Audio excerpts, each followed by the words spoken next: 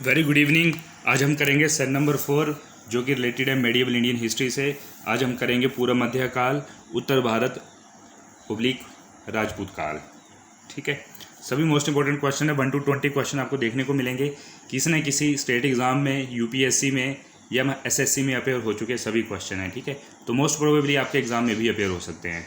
ठीक है, थोड़े क्वेश्चन आपको हाई लेवल के फील होंगे, बट इसमें 4:1 क्वेश्चन भी मिलेंगे आपको 2-3। ठीक है, काफ़ी अच्छे क्वेश्चन है। अगर आप ध्यान से आप एक बार इस वीडियो को आप देख लें अच्छे से, तो आपको सारे क्वेश्चन याद हो जाएंगे। ठीक है, और अगर अभी तक आप इस चैनल पर नए हैं तो प्लीज़ इसको आप लाइक एंड सब्सक्राइब आप कर दीजिए। हमारे पास हिमाचल प्रदेश जीके,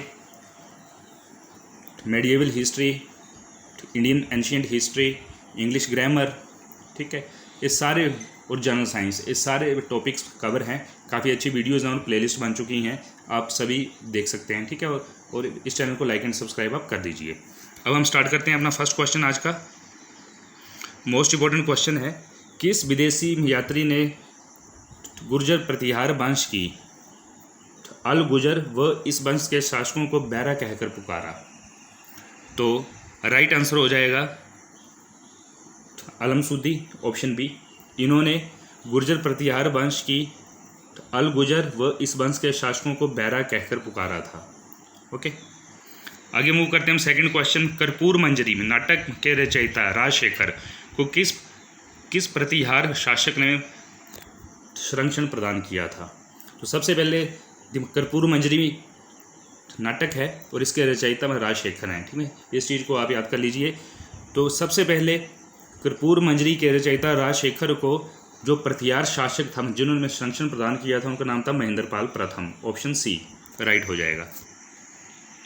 आगे मूव करते हैं अपने में थर्ड क्वेश्चन की तरफ। इंपॉर्टेंट है, प्रतिहार स्वयं को खालिस्तान का वंशज मानते थे जो राम के प्रतिहार अर्थात द्वारपाल थे। तो श्री राम के जो प्रतिहार थे यानी द्वारपाल थे, वो खुद को वंशज मानते थे लक्ष्मण वंश का। तो ऑप्शन सी राइट हो जाएगा। आगे मूव करते हैं हम अपने फोर्थ क्वेश्चन की तरफ। 750 ईस्वी में बंगाल के पाल वंश की स्थापना करने वाले गोपाल ऐसे शासक थे जिन्हें सामंती में सरदारों ने चुना था। ऑप्शन सी राइट हो जाएगा। तो पाल वंश के संस्थापक हुए गोपाल और इनको सामंती सरदारों ने चुना था। ठीक है, ऑप्शन सी। आगे मूव करते हैं हम अपने पांचवें प्रश्न की तरफ। किस पाल शासक को गुजराती कवि ने उत्तरापथ स्वामिन कहा? तो ये जो उपाधि है या ये जो कोटेशन है तो उत्तरापथ स्वामिन, ये किसके द्वारा दी गई? सोडूडल द्वारा। और किसको दी गई? धर्मपाल को। ऑप्शन फर्स्ट राइट हो जाएगा। आगे मूव करते हैं इंपॉर्टेंट। 9वीं सदी में भारत आए अरब यात्री सुलेमान ने किस साम्राज्य को रूहमा कहकर संबोधित किया? तो ये जो वर्ड है रूहमा, इसको यूज़ किया था सुलेमान ने, और किसके लिए संबोधित किया था? पाल के लिए, पाल वंश के लिए। ऑप्शन फर्स्ट राइट हो जाएगा। आगे मूव करते हैं हम सातवें प्रश्न की तरफ। अगेन इंपॉर्टेंट, हिंदू विधि की एक प्रसिद्ध पुस्तक दाय भाग के रचयिता कौन थे? तो काफ़ी प्रसिद्ध पुस्तक है दाय भाग, इसके रचयिता थे जिमुत वाहन। ऑप्शन सी राइट हो जाएगा। आगे चलते हैं हम रामचरित की रचना किसने की? तो अब देखिए, रामचरित को रामचरितमानस के साथ कंफ्यूज बिल्कुल मत कीजिए। रामचरित ओनली रामचरित है। ठीक है, इसकी रचना की थी संध्याकर्म नंदी ने। ओके, संध्याकर्म नंदी इसके फाउंडर थे। तो रामचरित और रामचरितमानस को कंफ्यूज बिल्कुल मत कीजिएगा। आगे मूव करते हैं हम अपने 9वें प्रश्न की तरफ। 9वां प्रश्न है, पाल वंश के पतन के बाद बंगाल का राजनीतिक नेतृत्व प्रदान किया? तो जब पाल वंश का पतन हो गया तो बंगाल का राजनीतिक नेतृत्व प्रदान किया गया सेन वंश को, सेन वंश ने। ठीक है, आगे मूव करते हैं इंपॉर्टेंट, सेन वंश के संस्थापक कौन थे? सेन वंश का संस्थापक सामंत सेन थे।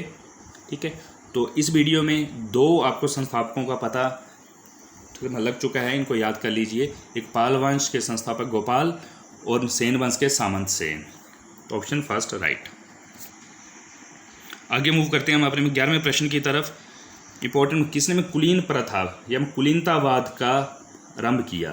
ठीक है, तो सबसे पहले कुलीन का मतलब क्या है? कुलीन का मतलब होता है श्रेष्ठ। ठीक है, इस चीज़ को याद रखिएगा, श्रेष्ठ इसका मीनिंग है, श्रेष्ठ। Okay, great. तो कुलीन प्रथा, कुलीनतावाद का जो आरंभ है वो किया था बल्लाल सेन ने। ऑप्शन फर्स्ट राइट हो जाएगा। आगे मूव करते हैं। इम्पोर्टेंट, किसने स्मृति ग्रंथ दान सागर व ज्योतिष ग्रंथ अद्भुत सागर की रचना की? तो अब देखिए, पहले आप क्वेश्चन में क्वेश्चन ढूंढ लीजिए। दान सागर जो ग्रंथ है वो बेसिकली स्मृति ग्रंथ है, और जो अद्भुत सागर है वो बेसिकली ज्योतिष ग्रंथ है। तो कई बार ऐसे भी पूछा गया है कि दान सागर कौन सा ग्रंथ है, तो ग्रंथ है, और अद्भुत सागर ज्योतिष ग्रंथ है। इनके फाउंडर थे Ballal Sen. Option C right हो जाएगा। आगे मूव करते हैं। अगेन इंपॉर्टेंट क्वेश्चन, हिस्ट्री से रिलेटेड और मेडिएवल हिस्ट्री का स्टिक और अच्छा क्वेश्चन है। कश्मीर पर लगभग 50 वर्षों तक शासन करने वाली एक रानी थी, उसका नाम था दिद्दा। मूल रूप से किस वंश की राजकुमारी थी? तो जो रानी जो दिद्दा थी उन्होंने 50 वर्षों तक कश्मीर में शासन किया था। ठीक है, इस चीज़ को याद रखिए। और ये बेसिकली लोहार वंश से संबंधित थी। तो ऑप्शन सी ठीक हो जाएगा। आगे मूव करते हैं हम। कायस्थों का एक जाति के रूप में जो पहला उल्लेख है वो कहाँ मिलता है? तो हमें पता है कि कायस्थ एक कम्युनिटी है, जाति है, उनका जो प्रथम उल्लेख है वो मिलता है ओशनम स्मृति में। ऑप्शन सी राइट हो जाएगा। अब चलते हैं अपने हम 15वें प्रश्न की तरफ। Very important question. यहाँ पर आपको मंदिरों की शैलियाँ दी गई हैं, ठीक है, और उनकी में रेंजेस हैं कि कहाँ से कहाँ तक इस शैली का इस्तेमाल हुआ। इस क्वेश्चन को 3:1 क्वेश्चन बोल लीजिए। मोस्ट इंपॉर्टेंट क्वेश्चन है, ठीक है। तो पहले हम बात करते हैं मंदिर में निर्माण शैली, नागर शैली। तो जो नागर शैली है उसका जो प्रसार क्षेत्र था वो था नॉर्दर्न इंडिया में, हिमालय से विंध्या तक। उसके बाद बेसर शैली, इसका विंध्या से कृष्णा तक, और अंतिम है द्रविड़ शैली, इसका कृष्णा से के दक्षिण में कन्याकुमारी तक। तो सिंपल मैं आपको कंपाइल कर दूं, जो नागर शैली है वो नॉर्दर्न इंडिया की है मैक्सिमम, जो बेसर शैली है वो विंध्या से कृष्णा तक है, और जो द्रविड़ शैली है वो साउथ की है। ठीक है, इस शैली का जो क्वेश्चन है इसको अच्छे से आप समझ लीजिए, याद कर लीजिएगा, इंपॉर्टेंट क्वेश्चन है। आगे चलते हैं हम अपने 16वें प्रश्न की तरफ। Very important question. हिंदुओं में दृढ़ विश्वास है कि अन्य कोई देश उनके देश जैसा श्रेष्ठ नहीं है, कोई राजा उसके राजा के समान नहीं है, उनके शास्त्रों के समान कोई शास्त्र नहीं है। ये पंक्तियाँ किसकी हैं? ठीक, तो ये पंक्तियाँ हैं अल-बरूनी की, ठीक है, जो कि एक यात्री था। ठीक है, ऑप्शन नंबर में डी यहाँ पर ठीक हो जाएगा आपका, अल-बरूनी। ठीक है, आगे मूव करते हैं। Again very important question. मंदिर दिए हुए हैं और उनके निर्माता। ठीक है, ये भी आपका 3:1 क्वेश्चन है, मोस्ट इंपॉर्टेंट क्वेश्चन है, सिंगल वन लाइनर में भी आ जाता है क्वेश्चन। ठीक है, तो पहला मंदिर है लिंगराज मंदिर। तो पहले इसकी लोकेशन है भुवनेश्वर में है, और इसके फाउंडर निर्माता है केसरी नरेश। सेकंड जगन्नाथ मंदिर, ये पुरी में है, इसके फाउंडर है अनंत वर्मा चोड़गंग, पूर्वी में गंग नरेश थे। और अंतिम मंदिर है सूर्य मंदिर में कोणार्क, इसके फाउंडर थे नरसिंह देव, ये भी आपके पूर्वी गंग नरेश थे।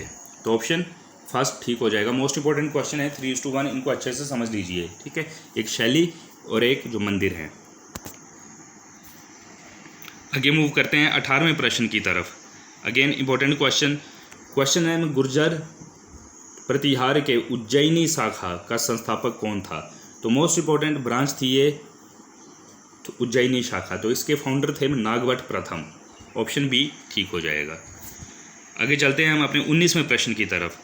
अगेन मोस्ट इंपॉर्टेंट क्वेश्चन, जो खजुराहो के मंदिर हैं उनका संबंध किससे है?